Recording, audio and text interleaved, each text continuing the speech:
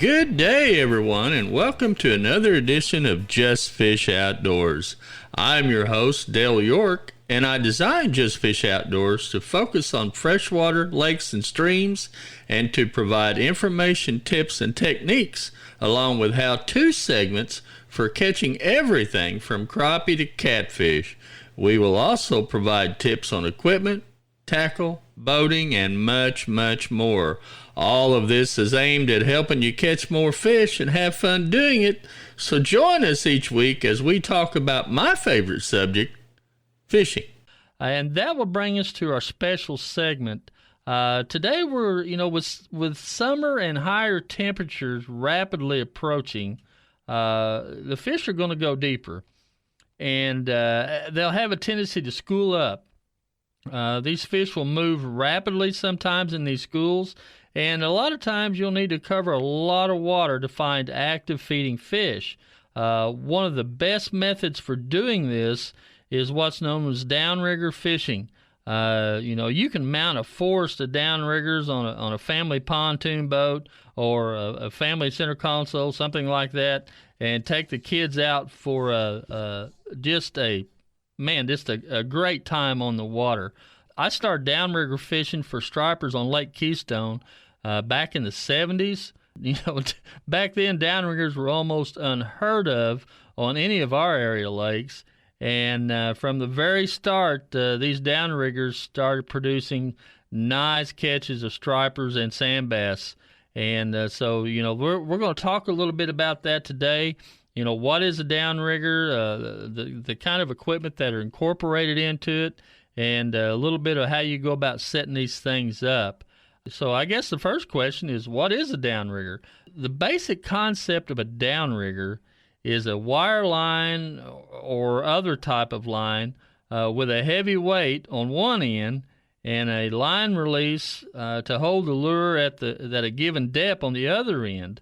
It has a spool or wheel that you can rotate. It holds several feet of wire, and this wire is wrapped around the spool, and the spool is cranked around to facilitate the raising and lowering of the heavy weight. The basic setup lets out your line down behind the boat, and the lure is attached to the weight via a line release. And what happens is you can set this lure that you're fishing. You can fish any lure you want, any weight, any size, at any depth that you want to fish it. And it's very depth specific. You can set this lure at any depth you want to fish it. When the fish strikes your lure, the line will be released from the clip, and you'll be free to fight the fish without any additional weight on it. So basically, you could take an 1/8-ounce jig if you so desired, put it on a 6-pound line, saying you were looking for sand bass, and sometimes depth is a problem trying to get a specific weight or a specific lure to a specific depth.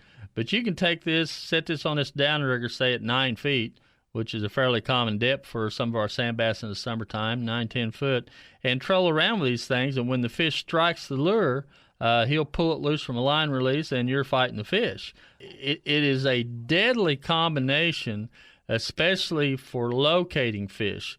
You can cover a lot of water. You can do it at a trolling speed, usually somewhere around 2.5 to 3.5 mile an hour, somewhere around in there. And you can just have a ball with these things. There are basically two types of downriggers. There's a manual and an electric downrigger. The electric downrigger has a motor in it that operates the spool to control your line depth coming up or down. And, of course, the manual has just a crank on it where you can lower it up and down. There's several brands on the market. Most of them produce a high-quality downrigger.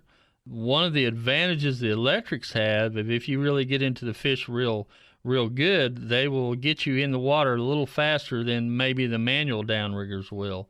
But for most fishermen, manuals will work just fine. Now we'll talk a little bit about the parts of a downrigger, what it consists of. You have the line or cable. That's probably the most common is a stainless steel cable in approximately 155-pound tensile strength, somewhere along there. You see a lot of them have 150, 200 feet of steel cable wrapped around this spool. Some anglers are starting to use the new super lines or braided lines for this line or cable to tie on their downriggers, and approximately the same tensile strengths are along there. I've tried both. Both work great. Both of them have their advantages and disadvantages, but they're both equally usable in most situations. The next thing we'll talk about is the mechanical release. This is the thing that does a lot of the work. You actually put your line from your rod and reel into this release, and once the fish takes the bait or bites your lure, the line is pulled out of this release, and that allows you to fight the fish freely without any other encumbrances. I've tried most of the different styles of releases. The two that I would probably recommend the most would be the Chamberlain and the Blacks. The basic difference is the Chamberlain attaches to the cable or line, and the Blacks release attaches to the weight. Both releases are completely adjustable, and this is very important that you have an adjustable release, because you need to adjust that release tension is what you're actually going to adjust, as how tight that clamp holds that line. If you're fishing a half-ounce jig at 35 foot of water, you're going to need more tension on that release than you would if you're fishing an 1/8-ounce jig in 10 foot of water. So, and also the size of fish plays a big role in that as well. Of course, the bigger fish, you'll want a little more tension on that line release. The smaller fish that you're targeting, the less line release or the less tension you'll need on it. I can use these things all the way down to 4-pound line and have several times. I'll sometimes get a little crazy and go with a 4-pound test line, a 16th-ounce tube jig on sand bass, and put it on a downrigger. And, these releases are set up in such a way that they won't harm your line. You can just have a ball with these things. But the most important thing on the releases to keep in mind is that you've got to have one that's adjustable, because you'll need several different settings depending on what your current configuration is with your line, your rod, your lure. And you'll need to play with these once you get them set up on your boat. Once you get set up on your boat, depending on how deep you're fishing, once again, depending on how big your line is and how heavy your lure is, you'll need to play with that tension a little bit and that setting on that line release to get it to the point to where, when a small fish hits it, he'll jerk it from the release. But at the same time, the drag on the line or the bend in the rod won't trip that release, and you'll be setting the release all the time instead of fishing. So, don't forget to take some time and adjust that release, because that is probably the most important part of this whole downrigger scenario here. If you don't adjust that properly, you could have a situation where you're trolling around and a 1-pound sand bass hits your lure and your line never releases if it's too tight. So take the time to do that, and it's not that difficult. Just takes a few minutes, and you'll figure it right out. The next thing we'll talk about is the ball or weight. Weight selection is important to consider. There's a lot of sizes, shapes, construction, color. If you have more than 2 downriggers on your boat, one of the things you'll want to consider is a downrigger weight that has fins on it. And what you can do is you can adjust those fins where those downrigger weights will run outside a little bit and keep out of the way of your 2 inner downriggers. So, that's a little bit of a help there too. And like I said, you can use multiple downriggers. You can have multiple downriggers on your boat. You can have multiple lines on each downrigger. So, take that into consideration. You can run 6, 8, 10, 12 rods on these things if you get enough of them going.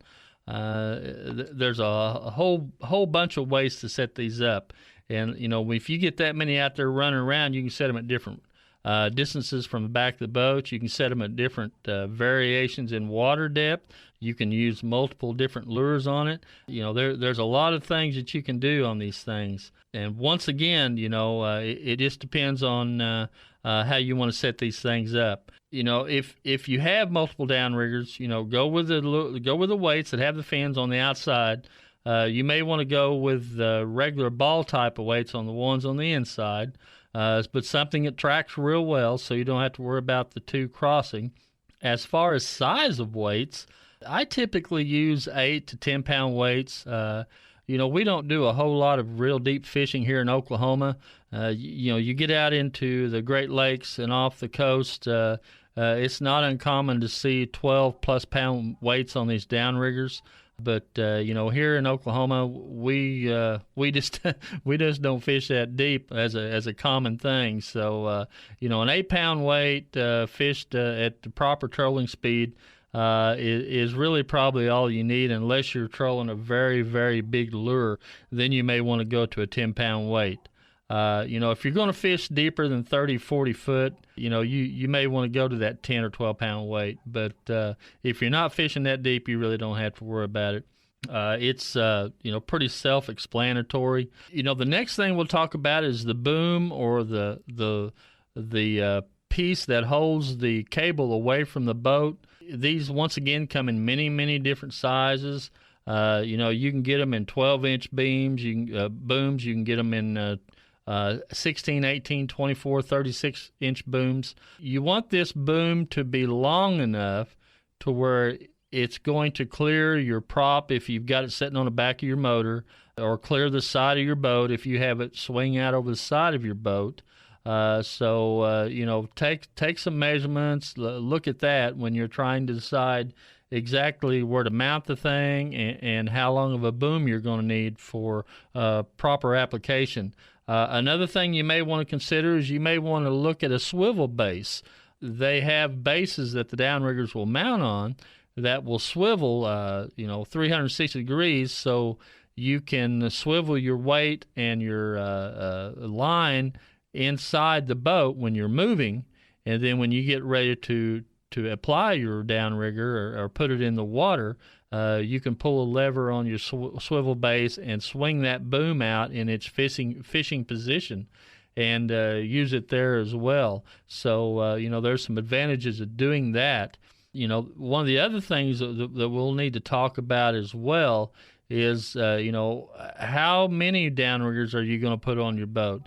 Location is everything when you're trying to figure out how to mount these downriggers. You want easy access to the water. You want the fisherman to have easy access to the rod. The rod holder can be mounted either on the downrigger or it can be mounted separately from the downrigger. So that's one thing to consider. You could have 2 or 3 downriggers on your boat and have your rod holders independent of those downriggers for ease of operation or ease of angler getting to the rods when the fish do bite. There are so many things to consider when you're mounting these. If you folks have questions about downriggers, if you need some advice or you need some purchasing help, feel free to give me an email so I can help you. I can look at your boat, give you some suggestions, tell you, kind of sort of help you navigate the way, and even take you on the water on your boat and give you some tips and advice on how to operate them, how to fish with them. The next thing you're going to need when you're fishing with these things is you're going to need some good electronics. Like I always say, if you can't find a fish, you ain't going to catch the fish.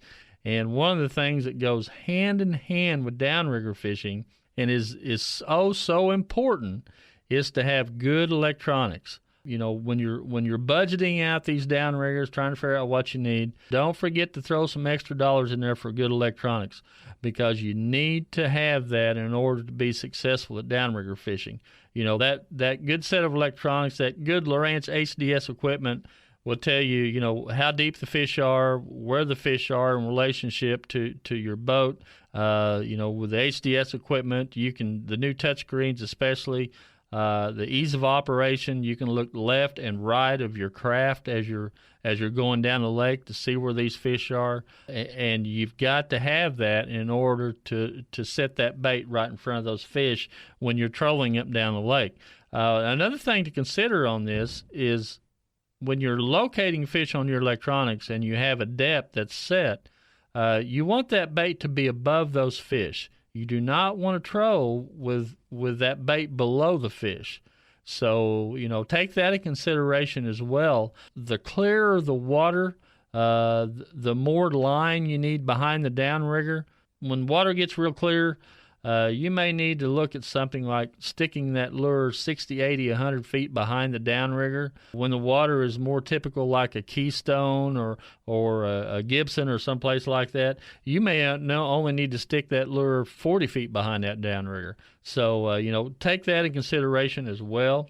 Once we have these things all set up, another thing you can do is you can mount a quick disconnect base on these downriggers, where if your boat is setting in a marina or a dock type situation, you can have a base set up to where you can just walk down there and clip on your downrigger. And when you get done fishing for the day, you can pull a switch and take your downrigger back to the house. You don't have to worry about anybody else thinking they need it worse than you do. So take that in consideration as well. The downrigger fishing can be such a ball, especially during the hot summertime. There's so many applications for these things. You can take people fishing that may not have the advantage of being fishing before. They don't know how to throw a rod and reel. They can't cast a rod and reel. With the downrigger fishing, all they do is just reel in the fish. The fish hooks itself. All they do is just pick up the rod and reel in the fish. So, consider that as well. It's an excellent way for a family to go fishing. You can be doing multiple activities at the same time, and once the rod pops off the downrigger release, like I said, all you got to do is, reel in the fish. So think about that as well. And like I said before, if you have any questions, don't hesitate to drop me an email on the subject. Going to our Lowrance tip of the week, one of the many features of Lowrance HDS units is the ability to change icons and names of your stored waypoints. You can go back to a stored waypoint and change the icon, change the symbol, rename a waypoint, whatever you want to do. You may be in a hurry once you find that spot out there and just hit the waypoint, touch the screen and hit the waypoint. And then later when you go back home, you may want to define that a little bit more. And also, folks, don't forget to back up your stored waypoints on an SD card for safe storage. You just never know sometimes what's going to happen out there. And, once again, if you have any questions on the Lowrance stuff, send me an email. I'll be more than happy to try to help somewhere along the line.